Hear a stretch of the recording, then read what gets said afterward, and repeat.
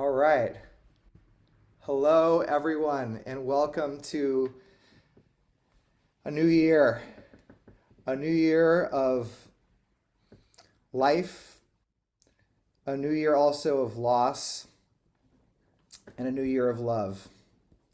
It is so nice to be back with you here for this Candlelight Vigil and to be with this incredible community, the Reimagine community, where we are reimagining really the hardest parts of life. A nonprofit that's working to build community, to transform mortality, adversity, serious illness, death, grief, and really all of the things we've been facing uh, in the world over these last months, years, really across time, into opportunities for something different, to face and embrace this entire wild and precious life. And we're so grateful that you are here tonight with us on that journey. So without further ado, grab a candle. This is a candlelight vigil, and I have mine ready to go, and we're going to invite you pretty soon to light your own. Before we go any further, I want to let you know my name is Brad Wolf. I'm going to take off this guitar. I started playing music myself, really, for my dear friend Sarah as she was facing pediatric cancer. Spent 2 years playing music for her in the hospital, and really saw the power of art and creativity as a modality for healing. And just so grateful for that instrument, guitar, and for the opportunity to find ways to channel what's hard into something different. And today we're going to be exploring that with our featured guest. Can't wait to introduce what's to come. Now, before we go much further, I want to let you know that we have closed captioning available for you. If you'd like to turn on some closed captioning, you'll be able to see the words that are being shared come across your screen, which is going to be some good words. Then I want to let you know that you can keep your cameras off, but if you want to keep them on, and we can therefore see your bright faces, would be wonderful to create a more human space on this vastness that is otherwise known as the internet. We're going to keep our muting on, and for most of you, we may have an opportunity to ask questions and to engage later in the program. But really, we want to, first of all, invite you to use this chat, because that's where a lot of the magic tonight is going to happen. If you want to just use that chat button now to share where you're calling in from and what brought you here to the space tonight, we're going to later use it for the honor ceremony. So at that point in the evening, we're going to be asking for names of those that you want to honor in this space. But for now, just where you're calling in from and what's bringing you here at the beginning of 2023 into this reimagined community, where we're going to have a beautiful ceremony in place for you this evening. So yeah, I'm going to be playing some music for you. We have this altar that you see, that you saw when you turned on the screen, made by my colleague Dara. Thank you so much, Dara, for such a beautiful altar and flowers for us to come back to again and again and ground us. In a second, we're going to be lighting our candles. I'm going to be introducing some of our other colleagues to help with that process and invite all of you to join. Then we're going to have our special conversation, and I'll let Andy introduce our special guest, Aimee. Our honor ceremony is going to be led by Chris Thompson, who I'll also introduce you to, and then we'll do a candle extinguishing blessing, and we'll close it out this evening. So you're in for really about 90 minutes, a little less now, of connection and conversation and reflection on really the things that matter most.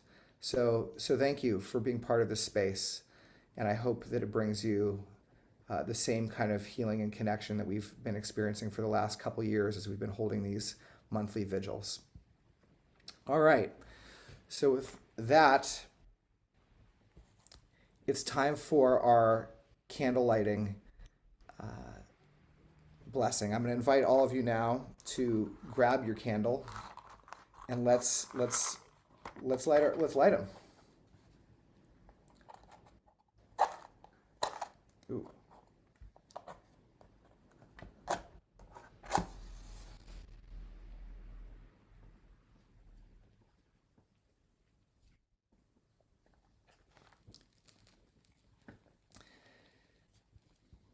Now I'd like to invite my colleagues, Jennifer and Misha, to join me in reciting this blessing. And I'm going to invite really all of you, wherever you are, if you don't mind reading this with us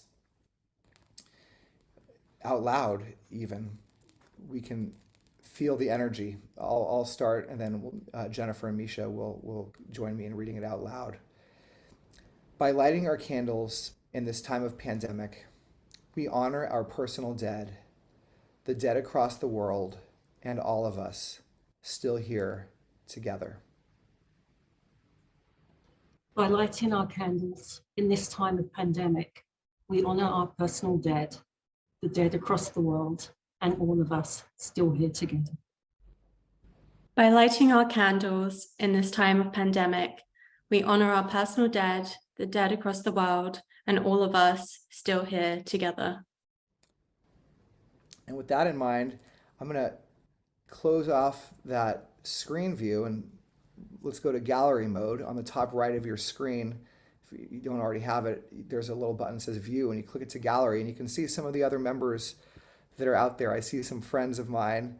It's so great to see you, and it's so great to see your names if you don't have your camera on. But if you want to turn it on, now is the time. Let's hold our candles up to each other, and if you don't have a candle, you can look at someone else's candle, and just lock eyes with somebody or lock eyes with a name and share maybe a positive intention with that person. I'm going to share one with Linda, who I recently had the opportunity to meet, and it's so nice to see you here in this space, Linda. I'm wishing you a really healthy and happy 2023.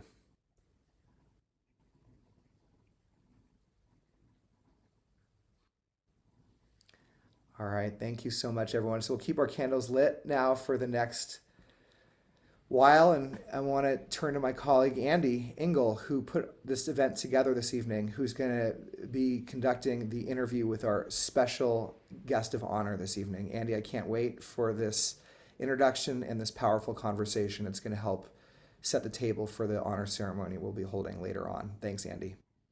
Thank you, Brad. Aimee Nezhukumatathil is a poet, essayist, and educator. She is the author of World of Wonders, In Praise of Fireflies, Whale Sharks, and Other Astonishments. And this was named a finalist for the Kirkus Prize in Nonfiction. Aimee is also the author of 4 award-winning poetry collections, most recently Oceanic, and you'll be hearing some poems tonight from that collection. Awards for her writing include fellowships from the Mississippi Arts Council, Mississippi Institute of Arts and Letters, an award for poetry, the National Endowment of the Arts, and the Guggenheim Foundation. Her writing has appeared in New York Times Magazine, ESPN, and Best American Poetry. She is professor of English and creative writing at the University of Mississippi, Ole Miss. Welcome, Aimee. You told us before that you're on break now from teaching, which is so nice. Yes, thank you so much, Andy, and to everybody here. I'm so glad to be a part of this. I'm on break, but I always feel like I need to say air quotes because I'm not in the classroom right now. But as anybody who's taught knows, we're always constantly teaching and constantly getting ready for the next semester, things like that. I just happen to be home. But I'm so happy to, when I saw this was coming up on my calendar, I was so looking forward to it, just to have that sense of community here in this space. We're so happy to have you, Aimee. We generally ask all of our guests this question. Who are you bringing with you tonight? Who's that person that you're mourning or that you're grieving?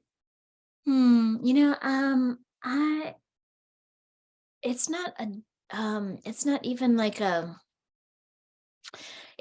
was so touched and moved by the question. I confess to everybody, Andy gave me this question ahead of time.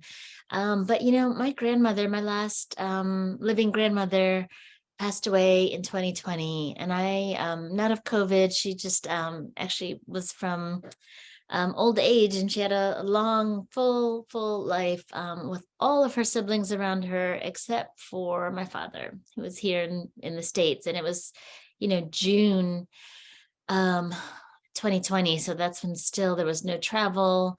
It was really hard, and I still have not been able to get back there. So the spirit of my grandmother's there, but for both of my grandmothers, actually all of my grandparents, I bring them here tonight.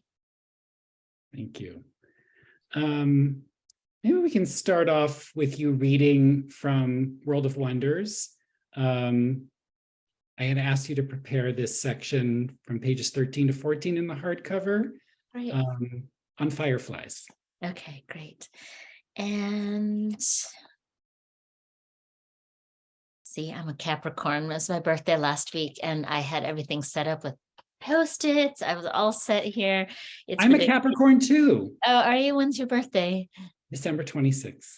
Oh my goodness. Okay, mine's December 23rd. So you and I both know the pleasures and pains of being right around the holidays. But our loved ones, don't appreciate our stubbornness. That's right.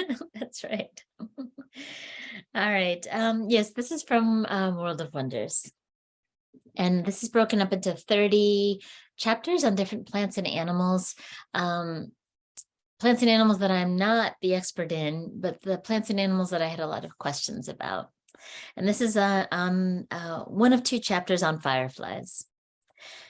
I know I will search for fireflies all the rest of my days, even though they dwindle a little bit more each year. I can't help it. They blink on and off, a lime glow to the summer night air, as if to say, I am still here, you are still here. I am still here, you are still here. I am, you are, over and over again. Perhaps I can will it to be true.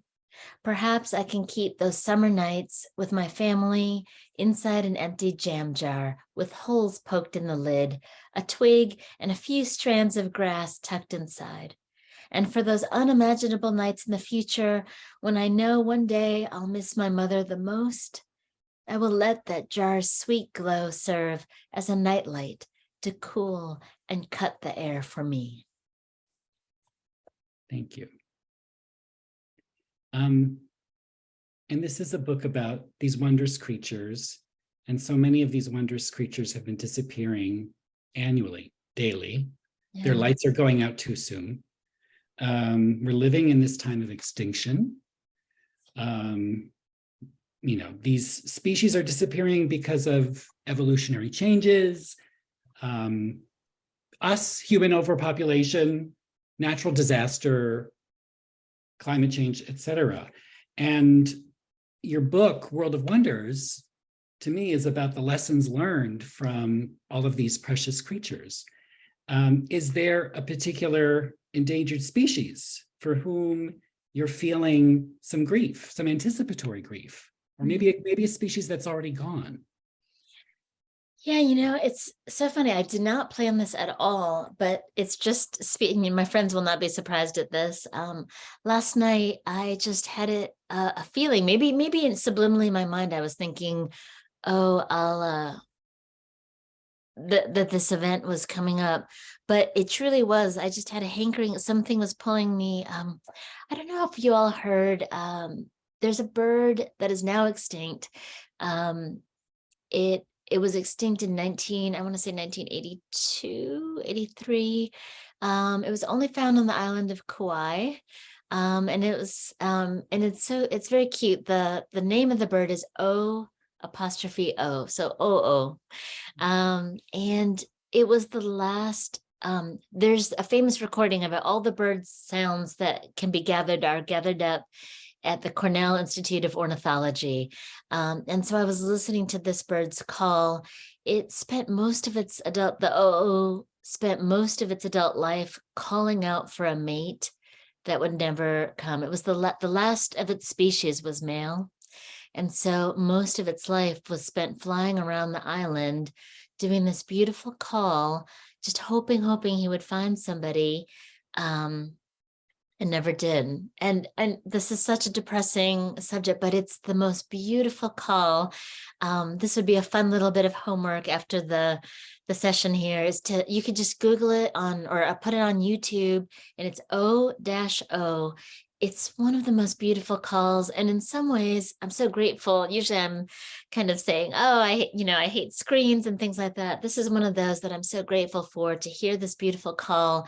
And so I try to kind of tell people, listen to it. And that way, the OO is still alive in some way, in people's hearts. But it is so tragic of a story to, when you hear that call, you'll know what I mean.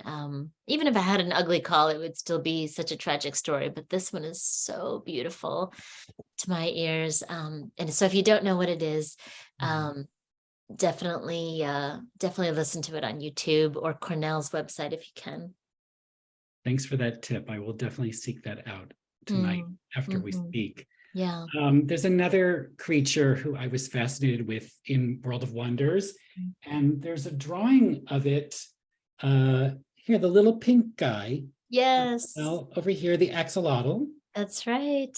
And the reason why I was particularly interested in the axolotl is because we at Reimagine are very interested in this philosophy, psychological research. It's called post-traumatic growth, and it's evidence-based research that's rooted in psychology that allows us to recognize opportunities and embrace the changes that come with our struggles with grief, loss, and trauma, adversity.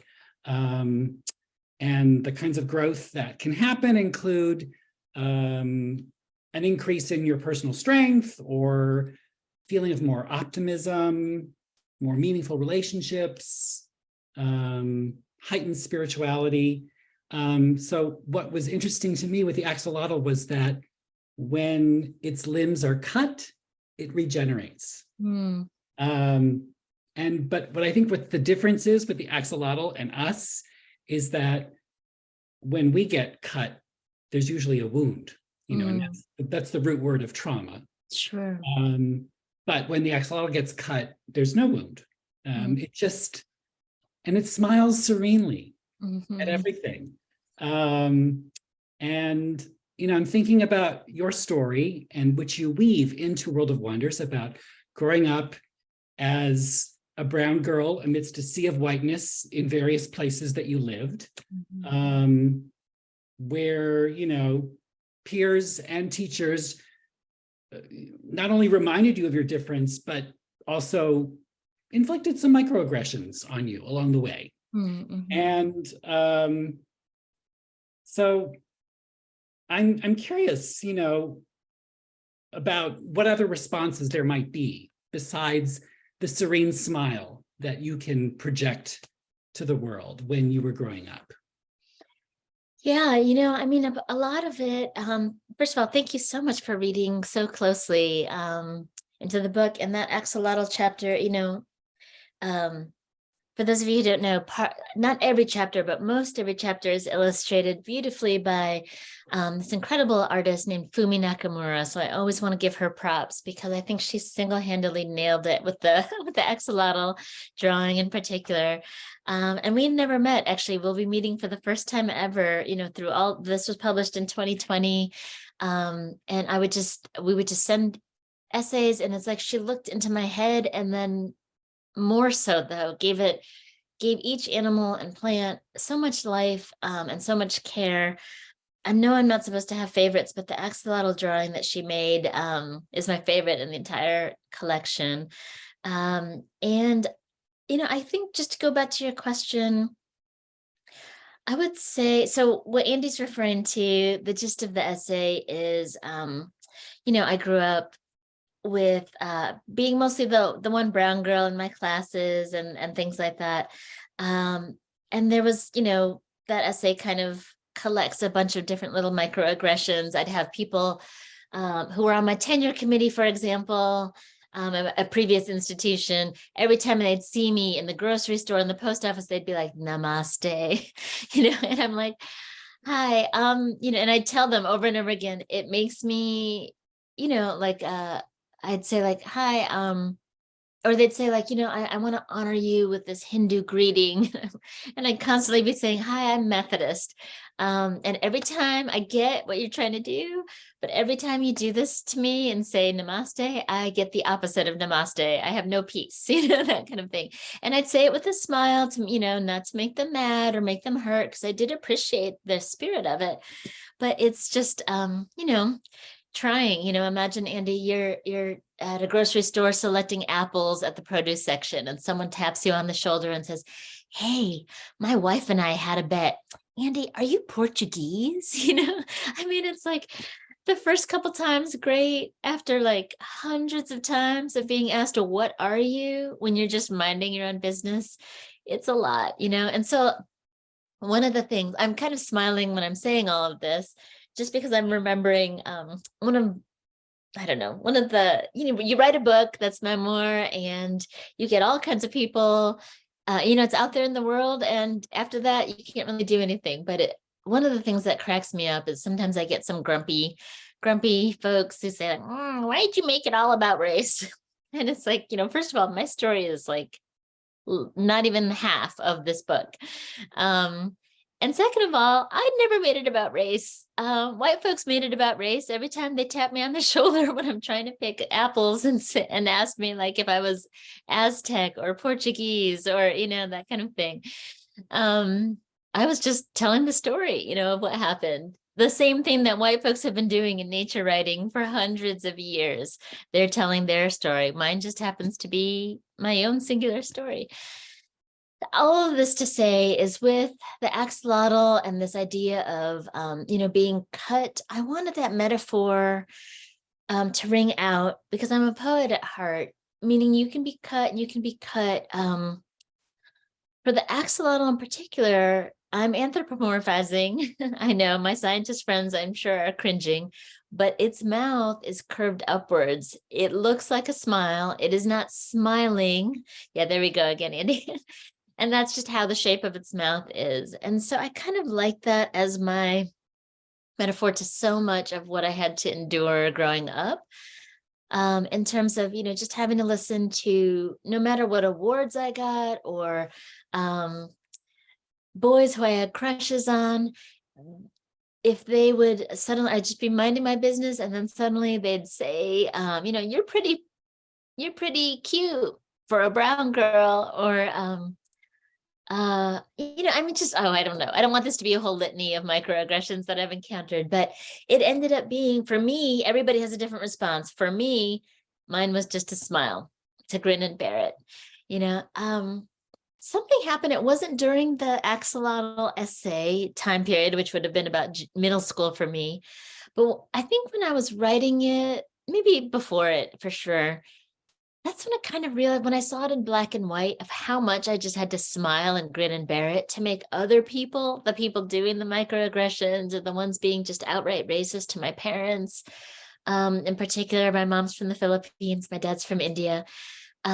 So much of what I had to bear, I was able to just find the physical look of it in the animal world, because I hadn't, I grew up pre-internet, so there wasn't a way to say, hey, did this ever happen to you? And so when you're surrounded by whiteness, all you could do is kind of grin and bear it. And when I mean that, I mean that everything was white for me. The books that I loved reading, the movies, the music videos, I loved MTV. I just never saw anybody that looked like me. Also never heard anybody talking about the things that happened to them, asking me like, do you speak English? When I walk into the room, and by the way, I'm an English professor. When I walk into the room and they signed up for an English class, And before I even get a chance to speak, that's how some people have treated me before, you know. I think just maybe the after facts of it is just after kind of a childhood of being silent and smiling, I don't feel like I have to do that anymore. So it's more of just like, and I'm not mean about it. I'm never trying to be, you know, snarky about it. I'm just saying like, it's time we talk about it to showcase how we could all be better. In terms of encountering difference in our lives. And that includes me as well, you know. So I think the biggest mistake we can do is just be silent about our hurts. And so that's just kind of, I wanted this book. That's just one small, tiny part of this book. I wanted this book to really be how much joy and curiosity and knowledge there is to still be inspired by from the natural world. But also, I would be doing a disservice if I didn't mention the little bits of racism or microaggression. That is part of my life, you know. And as I like to say, it's 2023. It's not 1953 anymore. So we should be able to talk about it. Yeah, that's a big answer. Sorry. My answers will be much quieter and smaller. No, I love that answer. And I just find it so, you know, you've lived in a lot of different places, and I find it interesting that you ended up in Miss, you know, I'm a Northerner. When I hear Mississippi, I think of Nina Simone and Mississippi Goddamn. Absolutely. You know, I think of that history. But in this book, you are writing about the beauty of living in this luscious world of Mississippi. You are finding the joy and you're finding the wonder while also acknowledging the pain as well. Absolutely, absolutely. And I, you know, this is my 6th year here in Mississippi. But I will say too, and you know, and I don't want to make sweeping generalizations for the whole state. Mississippi definitely has the reputation it does, and well deserved for many reasons, you know, for many difficult and devastating, you know, racial tensions and occurrences and violence that have happened in this state. But there's plenty of other states where this happened, where things happened as well. So this is not at all to turn aside from the devastating racial violence that has happened here. But, you know, there's other things about Mississippi that people don't talk about. And it's just like what you mentioned already, is that this is the only place where I never get asked that question. I never get that dreaded question of what are you? And I don't know if it's Southern manners or people just talk about race from an early age here. You know, when we first moved here, my youngest was in 2nd grade, and his first field trip ever was to the Lorraine Hotel, the Civil Rights Museum, the very place, for those of you who don't know, where Martin Luther King Jr. got shot on the balcony. And so this is 2nd grade. So I thought, oh, you know, I was one of the chaperones. I thought they're going to do the 2nd grade version of telling the events of Martin Luther King's assassination, but they told it straightforward. And I kind of appreciate that. So the kids here really they know about the racial disasters that have happened before. And hopefully that will be a good foundation for them for the future. And so, yeah, but being in a place where there's so much fauna and bird song and it's so green, that stuff doesn't get talked about a whole lot about Mississippi. And I wanted to showcase that in this book.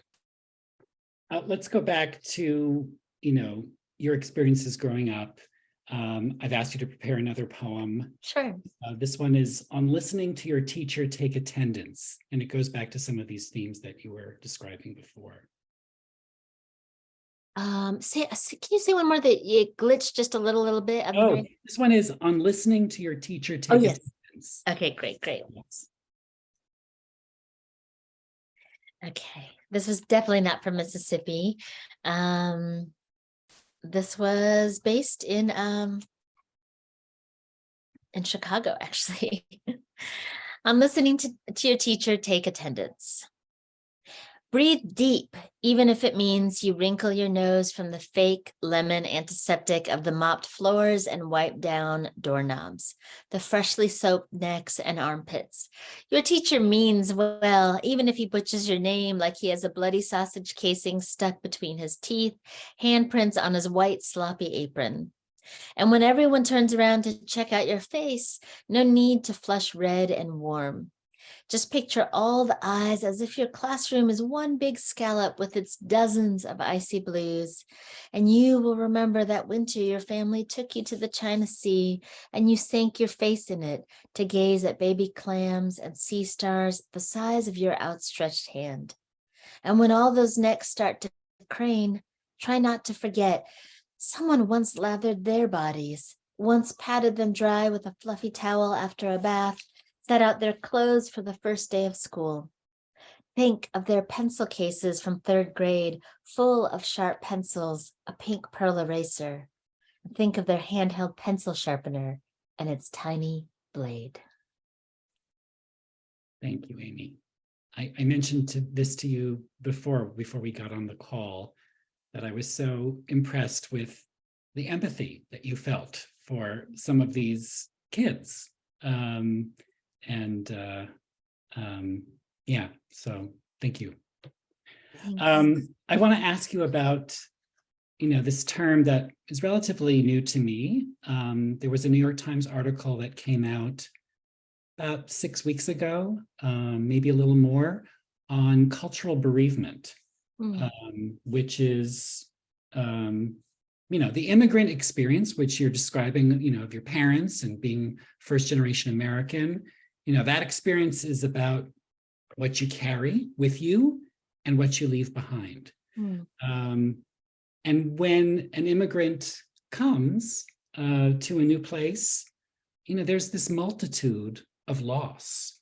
There's a loss of language, a loss of foodways, loss of values and social structures, support networks. And of course, you describe this about your grandmother, you're grieving for loved ones from a distance. And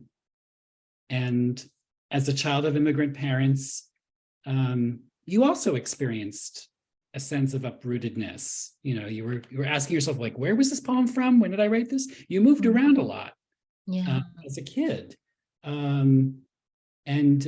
Just like the red spotted newt that you write about, always migrating.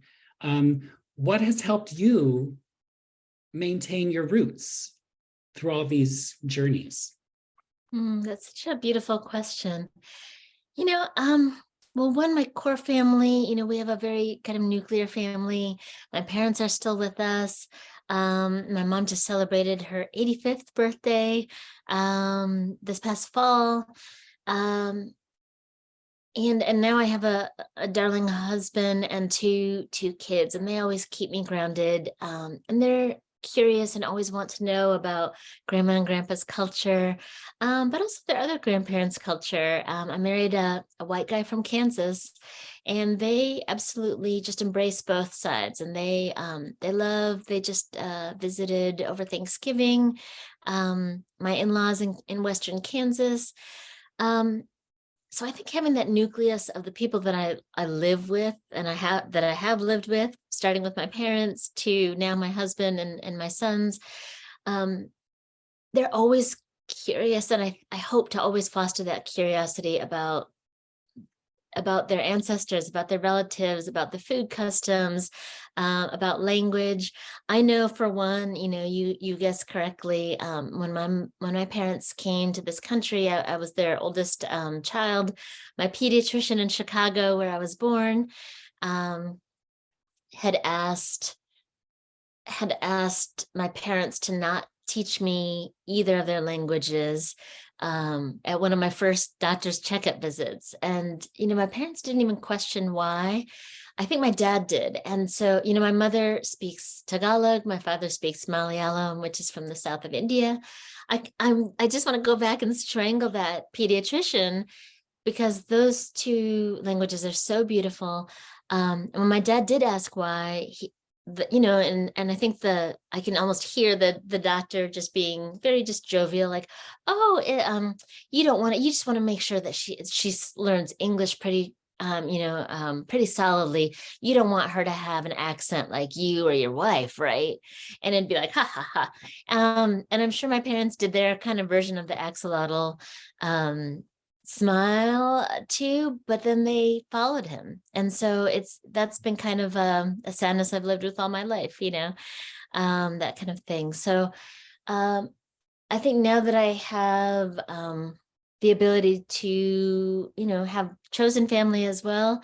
My friends, I have deep friendships, especially from the Philippines, Filipino Americans, writer friends, and through, the internet, we're able to maintain those friendships. I'm going to be seeing some later this month.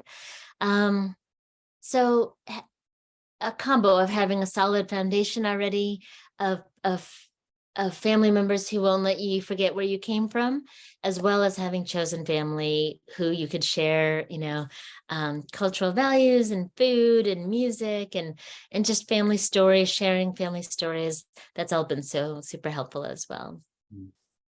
So on the subject of grief, this is a vigil after all. We'll be continuing after our conversation with our ceremony to allow folks to put names of loved ones in the chat. There's a poem that I'd love for you to read, Meals of Grief and Happiness.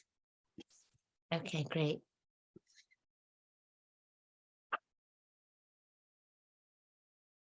Meals of Grief and Happiness. I believe in the tears of an elephant, how they stamp the ground and forget they are in must, panting, and cinnamon shrubs or piles of sugarcane can't tempt them to stop their cycle of grief. I believe in the broken heart of an elephant. When a companion dies, I believe in the rocking back and forth, the dry, pebbly tongue. I believe in wanting to wear only dust, hear only dust, taste only dust. I believe in wanting to touch nothing and wanting nothing to touch you. 2.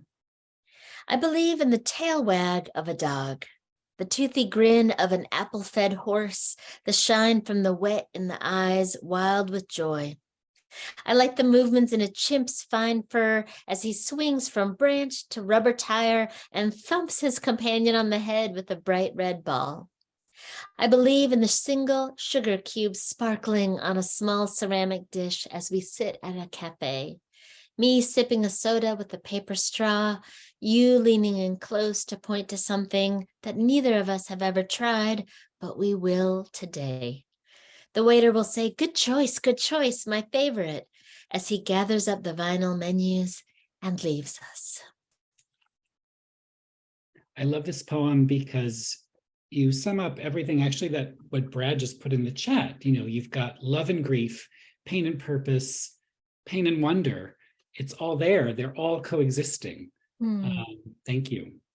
So apropos of wonder, do you have any advice for all of us?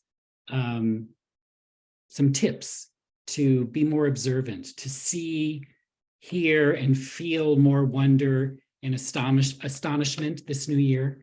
That's such a good question. I think it all comes down to, well, actually, my number one thing is to just kind of give your phones, I know I'm saying this here through a screen, but to give your phones a rest for any portion of the day, and to not necessarily have to document every view of the ocean or lake or sunrise or anything like that. Some of that's good, of course.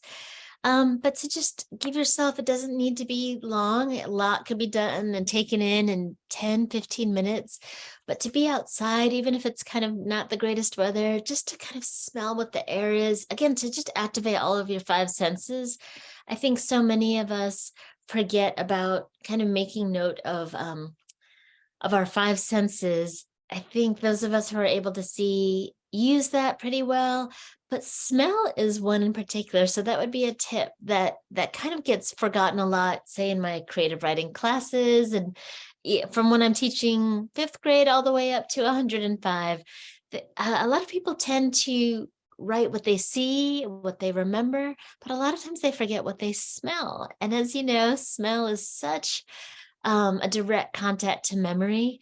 And I think there's something sad when we forget to kind of touch into our memories of smell and what we're smelling as we're walking down the street. It doesn't all have to be pleasant, that kind of thing, but just to kind of give us a sense of taking note, being more of an observer instead of just rushing to the next thing. I know we all have to work. I know that we have to get errands and jobs done, but it's that old thing. It's a classic for a reason, to kind of stop and smell the flowers, stop and kind of take note of your surroundings a little bit.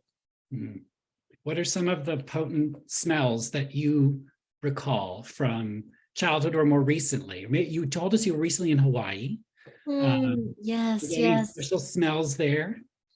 I'm actually writing about pineapples right now, so I have a fresh memory of but then a taste. If anybody has tasted an unripe pineapple, it kind of burns and kind of sizzles on the tongue. It's not a pleasant sensation, actually. It's almost like you're getting stung.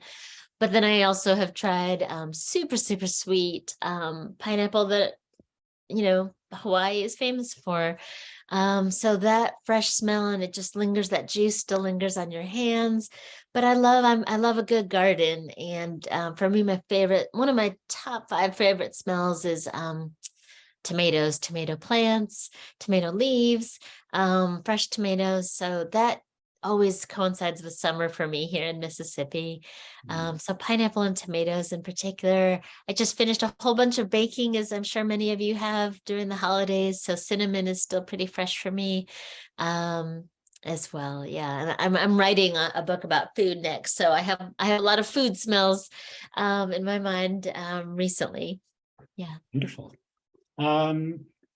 And I guess I would ask you for one more reading to leave us in a state of wonder. The last paragraph, if you will, on the firefly from World of Wonders. Okay, great. Let's see here. Did you mean that from the first essay of Firefly? The last essay. Okay, that's what I was thinking. I don't think I put mud there. So, yeah, so let me see one.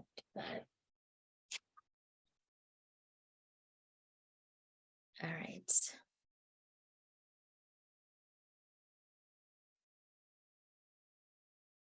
The last paragraph? Yes, for me. Okay, great. For me, what a single firefly can do is this. It can light a memory I thought was long lost in roadsides overrun with Queen Anne's lace and goldenrod, a peach pie cooling in the window of a distant house. It might make me feel like I'm traveling again to a gathering of loved ones dining seaside on a Greek island, listening to cicada song and a light wind rustling the mimosa trees. A single firefly might be the spark that sends us back to our grandmother's backyard to listen for whippoorwills, the spark that sends us back to splashing in an ice-cold creek bed with our jeans rolled up to our knees until we shudder and gasp, our toes fully wrinkled. In that spark is a slowdown and a tenderness. Listen, boom. Can you hear that? The cassowary is still trying to tell us something. Boom. Did you see that? A single firefly is too. Such a tiny light for such a considerable task. Its luminescence could very well be the spark that reminds us to make a most necessary turn, a shift and a swing and a switch towards cherishing this magnificent and wondrous planet. Boom, boom. You might think of a heartbeat, your own, or a child's, someone else's, or something's heart. And in that slowdown, you might think it's a kind of love, and you'd be right. Amen to more shifts and turns in 2023. Thank you. Aimee, there's one creature that you mentioned in that last paragraph, cassowary. Can you tell us a little bit about the cassowary? Because there might be folks who have no idea what that is. Sure, sure. Yes, the cassowary is from, and I just want to show real quick. Um, it's this blue. Its neck is bright blue. I swear they call it the living dinosaur, the last living dinosaur. Um, uh, yeah, it's what can I say? It emits a sound. So the boom boom that I'm talking about there, it emits a sound that is so low, no human can actually hear it. I mean, you have to be super like a cassowary expert to even be knowing how to listen for it. But it's the only bird that has ever killed a human before. So it's And it's a big bird, scary. right? It's like Yeah. Big Bird. Yeah, it's like a little bit bigger than an emu, smaller than an ostrich, along that line. So you don't really want if I think a lot of people are dazzled because it's bright royal blue, but if you see it, you should actually slowly start to walk away because its middle toes can eviscerate you and disembowel you, which is how it has killed humans before in the past. But it's a beautiful bird. They only do that if they're startled. So usually it's humans kind of encroaching on their land or surprising them, that kind of thing. But they're one of the animals you asked earlier that I'm getting sad for.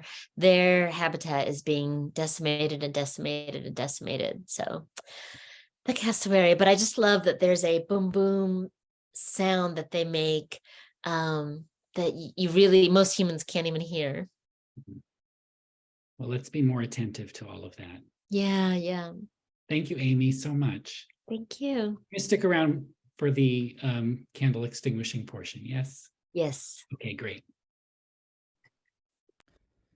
Well, fabulous, you two. Thank you so much, Aimee, for that wonderful conversation with Andy, and just for the way that you pay attention and that you inspire us to pay attention, especially as we think about leading into the honor ceremony, where we're going to be asking everyone really to pay attention to what's coming up and what you want to release out into this space here today together through the chat. In a couple minutes, we're going to be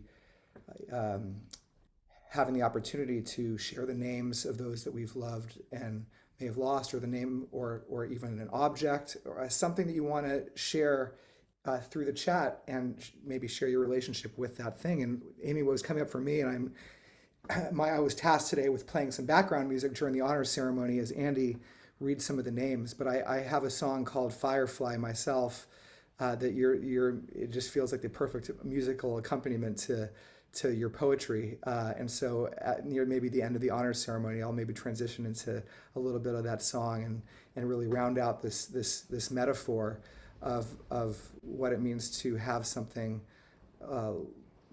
so small light our way through the darkness.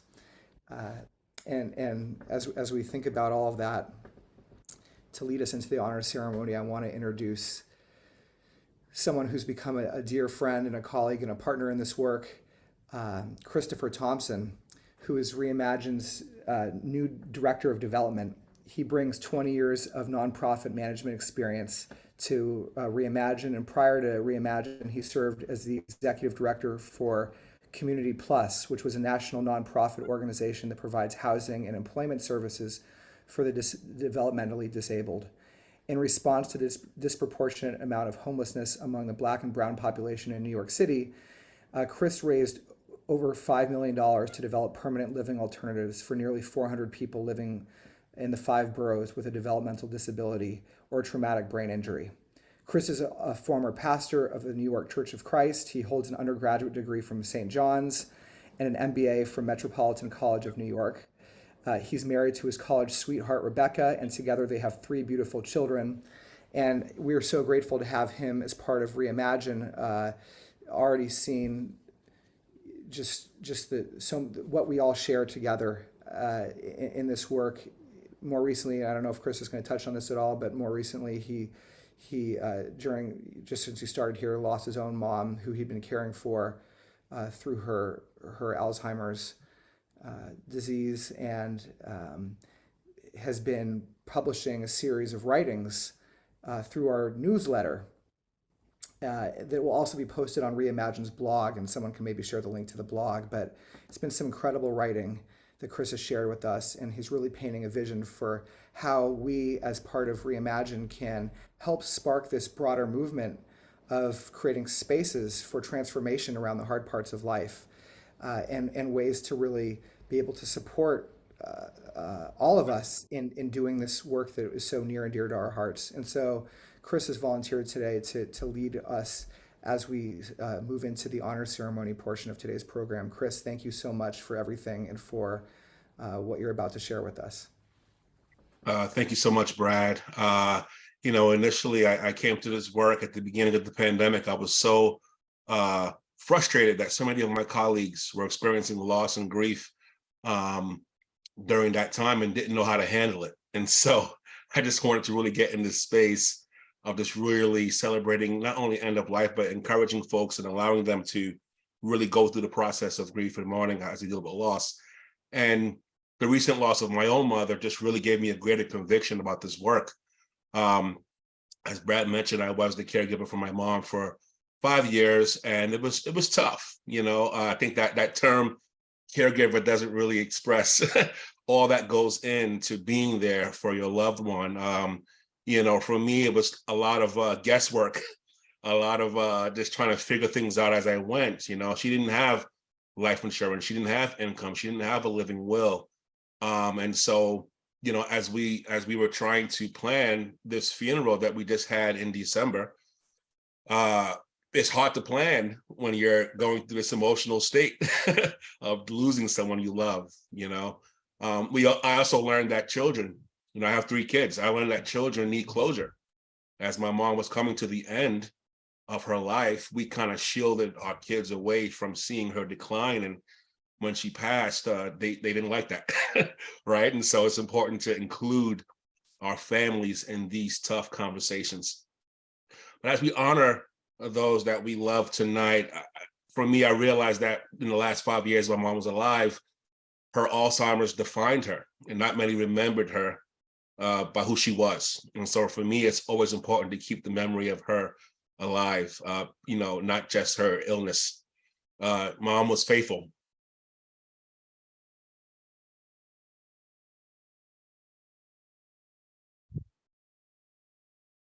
And she always found a way to make things work. She was adventurous. My mom moved from Africa, raised the 3 of us. I have 2 sisters, raised us in New York City, then moved to Minnesota, bought a house out there, then moved to Maryland, bought a house out there. She just kept moving. She was very adventurous and always wanted to know what was on the other side. She hated flying, but didn't stop her from going to California by train from New York City to California. I was with her 3 nights and 4 days. That's a lot. She taught me how to maintain a home, not just cook and clean, but how to paint, how to install windows, how to stain floors. I mean, she really knew a lot. Balance a checkbook. She taught me how to grow a garden, how to sew. I mean, she was my do-it-yourself YouTube channel before YouTube existed. And so I miss her. These holidays were hard. These holidays were very hard. The simple, song or smell or certain foods we would hear just reminded us of of her. And so it was tough. But recently I was reminded of a dream that I had probably around the same time she was diagnosed. And I'll share this with you all. It was a dream of my mom and my family crossing a river. And at that time, my mom was living with us when she was first diagnosed. And so that brought its own challenges. But in this dream, we were crossing a river, and it was a deep river, and there was a rope that you had to hold on to in order to cross the river. And as I was trying to lead my family, my mother was always behind. And it was difficult because I was trying to lead them and keep them safe, and then also keep her safe. And so it was a lot. And as my mom watched me struggling in the dream, she said, "Chris, go ahead, I'll be okay." And she gave me the permission to lead my family across the river. And once they got across the river, I looked back and the waves took her away. And I'm reminded of that dream now because I know that my mom would not want me to be paralyzed, but to keep moving. She wouldn't want me to be stuck. She would want me to keep moving. And so that's how I'm gonna really honor her, you know, is by really allowing her legacy to live through me and to keep moving and to keep finding a way to make things work. While I was caring for my mom, I gained so much weight, lost so much hair. I had insomnia. I'm proud to say that thus far, I've lost 56 pounds. The shirt that I'm wearing right now, it fits like a dress because I've lost so much weight, and it's not unhealthy. It's deliberate and intentional in terms of eating well and exercising. Her loss has made me has provided an opportunity for me to be more vulnerable with my own kids. I have 2 boys and 1 girl, and them seeing me vulnerable of how I feel gives them permission to feel. As a family, we've also decided to really be intentional about having family dinner, putting our phones down and really just being present. And we also have a ceremony that I didn't know was going to be something, but as I'm clearing up my mom's house, we actually found some of her clothing and a little suitcase because my mom loved to travel. And so we've been packing the suitcase with some memories that we have of her, some clothing items. My mom loved Pepsi, so there's a Pepsi bottle in there as well. And that's our little way of just being intentional about honoring mom. So it's still raw.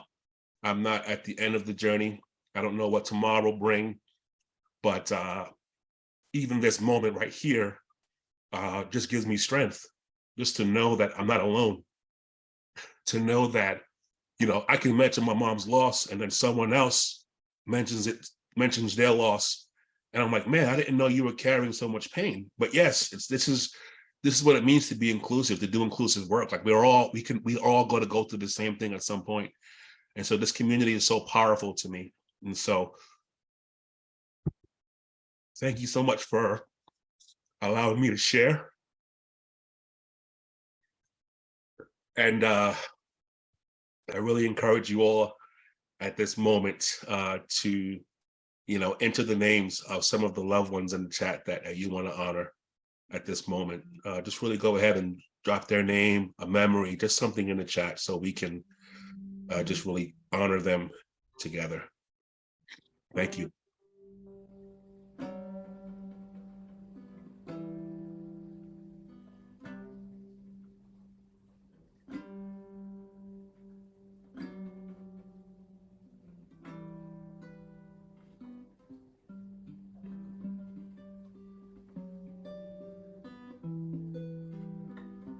Sending love to Micah, Hilaria,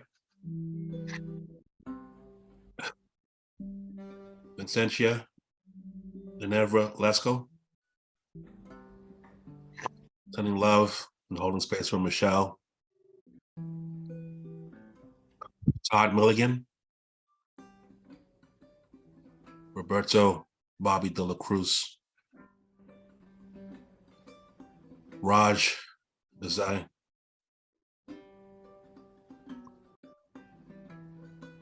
Auntie Jaring and Auntie Nanita, Kathleen and Kelly Senchina, holding space for Nancy Fowler, Joey, holding space for Joey.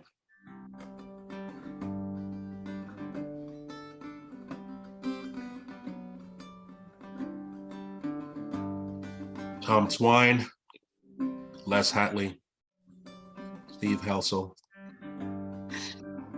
Esther and Arsh, Francisco R, Robert Lucky, Bill Oakes, my mom, Anna Thompson,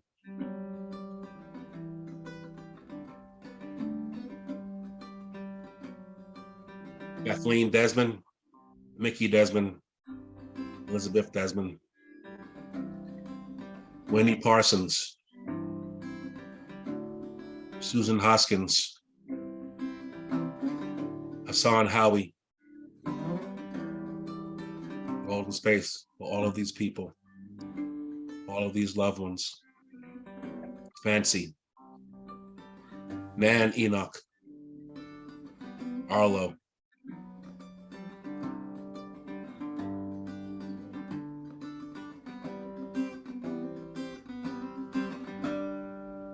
Lou, Isola,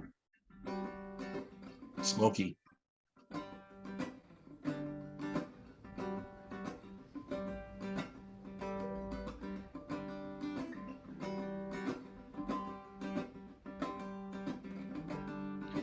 Nana, and Poopy.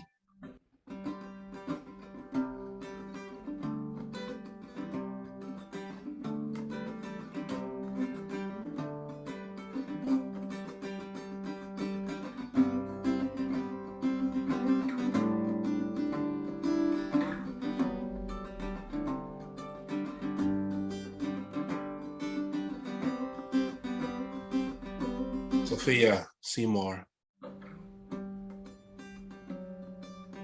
all Ukrainians who have experienced loss.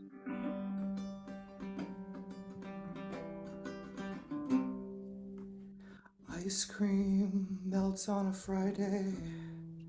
Mary Howard, Afternoon, what once was sweet disappears way too soon. So I reach down and take another bite.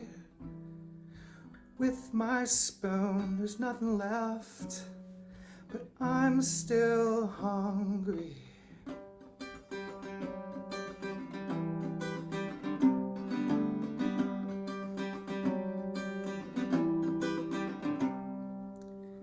You and me outside, swimming in the lake. What once was warm now makes my body shake. I don't know how much more of this I can take. All I know is I am freezing, but you and me can't work it out. I think things can turn around. I see a glimmer in the sky.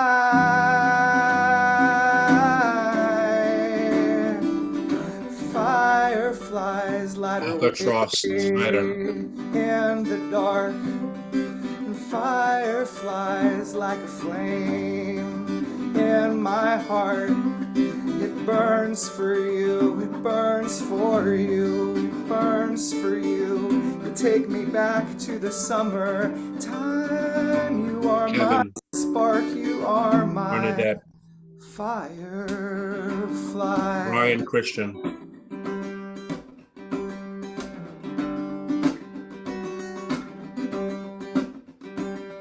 Steffi Green, Here I am left standing in the middle of the road. Maybe Green you're mentions not Gail. coming back, and I should just go. But then this feeling wells all the deep overlooked, inside my the soul. underserved, I and cannot often let you widowed, leave. lonely I hearts. must follow.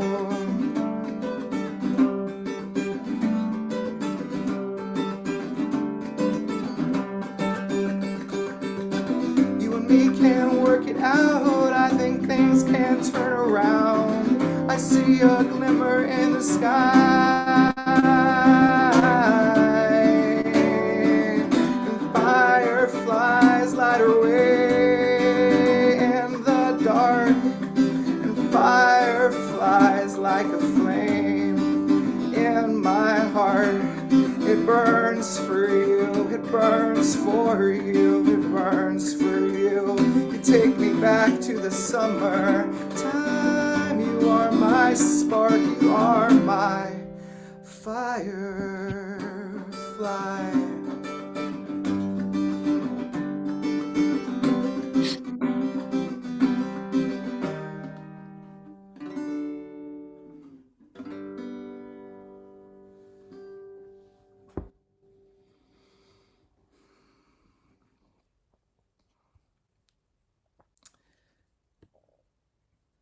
Well, thank you, everybody.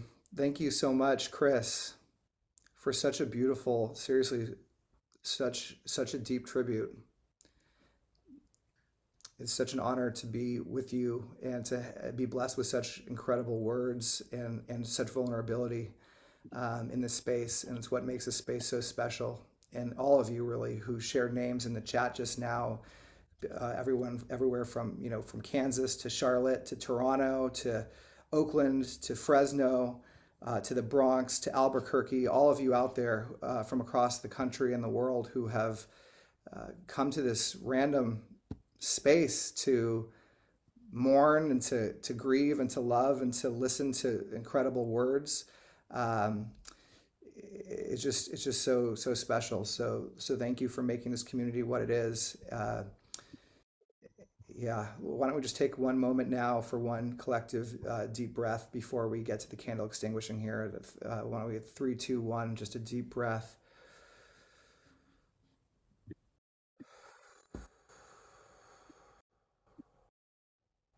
Maybe one more.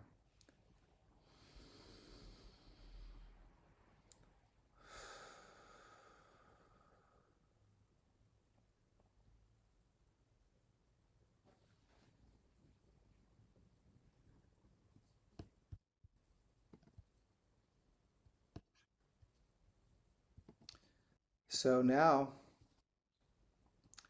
would like to invite Aimee back with us and Chris and to join me and all of you really in sharing the candle extinguishing blessing here. Now, I just want to let everyone know, if you've lit a candle and you don't feel like extinguishing your candlelight, that is okay.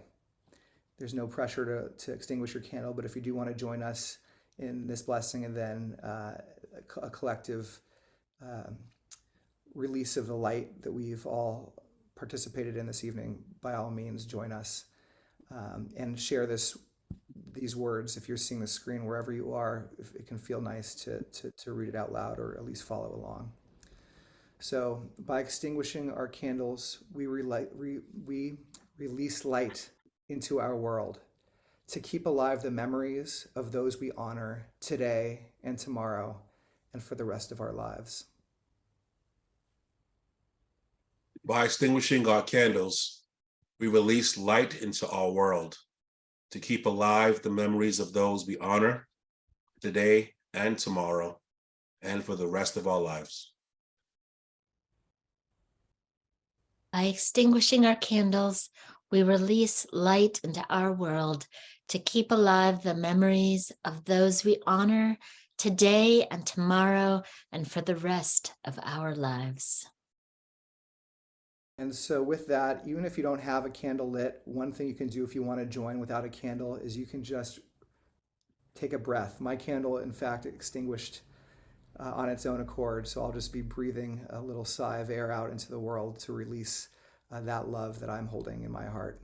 So on the count of 3, we can all do what we will in this moment together. 3, 2, 1.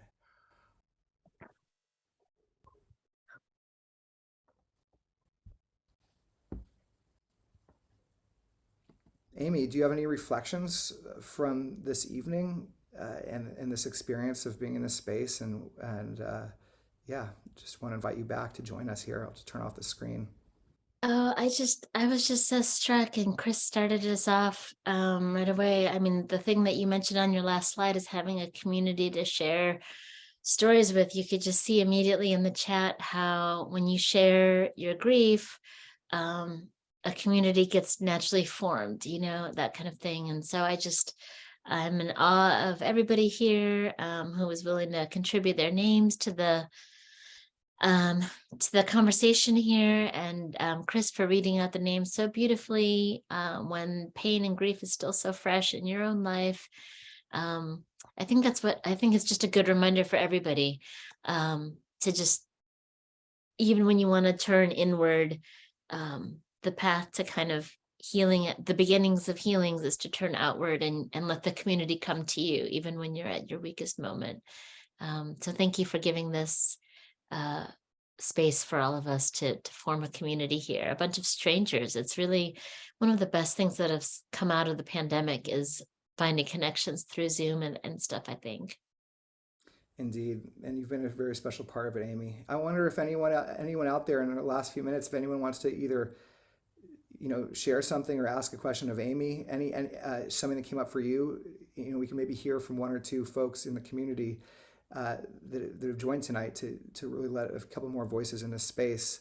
And, you know, I've kind of found in these moments where there's limited time, but kind of a request to hear from somebody, that whoever's meant to speak ends up, you know, there's no pressure, but whatever happens just feels like the right thing. So if you have something you want to share with us or anything that is coming up for you, this could be a great time. If you want to raise your hand, we can call on you if there's anyone out there that has something that you'd want to ask or share.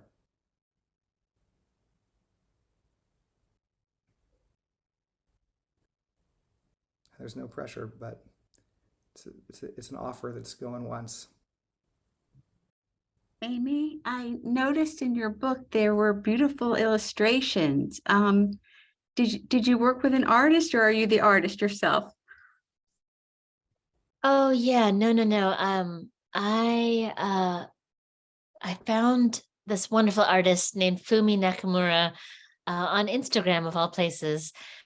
She's a botanical illustrator who also actually works with animals. And we just asked Milkweed to get in touch with her, and yeah, I'll be meeting her for the first time in just outside of Minneapolis in a couple of weeks. So I can't wait to meet her. It's always just been virtual, you know, during the pandemic and things like that. I was supposed to meet her once, and the pandemic happened, and so it'll be great to kind of finally meet the artist that brought so much of my writing to life. But yeah, these were all every animal on the cover is based on a chapter in the book. Lovely.